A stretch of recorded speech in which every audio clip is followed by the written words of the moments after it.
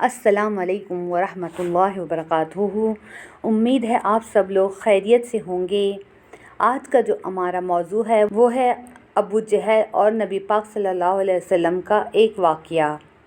ایک دن ابو جہل مسجد حرام کے دروازے کے پاس آ بیٹھا۔ پیغمبر اکرم صلی اللہ علیہ وسلم مسجد سے باہر تشریف لائے تو وہ اپنا آستین سے باہر لایا اور کہنے لگا، یا محمد صلی اللہ علیہ وسلم، بتائیے میری مٹھی میں کیا ہے؟ اگر آپ صلی اللہ علیہ وسلم نے صحیح جواب دیا تو میں اپنے ساتھیوں سمیت آپ صلی اللہ علیہ وسلم پر ایمان لے آؤں گا۔ حضور پرنور صلی اللہ علیہ وسلم نے فرمایا، تیرے ہاتھ میں ایک ڈبیا ہے جو ٹاٹ میں لپٹی ہوئی ہے۔ اس ڈبیا کے اندر 3 موتی ہیں، ان میں سے ایک سوراخ شدہ ہے، دوسرا آدھا سوراخ شدہ اور تیسرا بغیر سوراخ کے ہے۔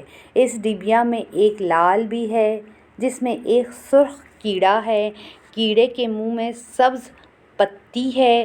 ابو جہل کہنے لگا، یہ سب تو ٹھیک ہے، لیکن سرخ کیڑے اور سبز پتی کا کیسے علم ہوا؟ آپ صلی اللہ علیہ وسلم نے فرمایا، لال کو توڑ دو، معلوم ہو جائے گا۔ ابو جہل کہنے لگا کہ میں اس قیمتی لال کو کیسے توڑ دوں؟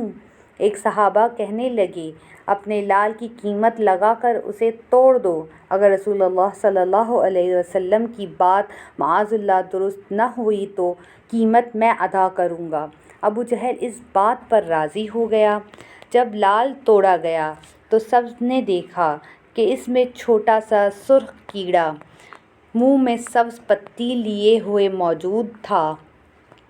رسول اللہ صلی اللہ علیہ وسلم نے اس کیڑے سے دریافت کیا کہ تم کب سے اس لال میں موجود ہو؟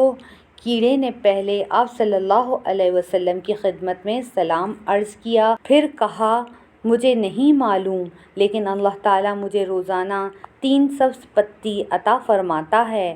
آپ صلی اللہ علیہ وسلم نے فرمایا، تیرا ذکر اور تسبیح کیا ہے؟ کیڑا کہنے لگا کہ خدا نے مجھے روزانہ 10 مرتبہ آپ صلی اللہ علیہ وسلم پر درود بھیجنے کا حکم دیا ہے، جس کی برکت سے وہ مجھے روزی دیتا ہے۔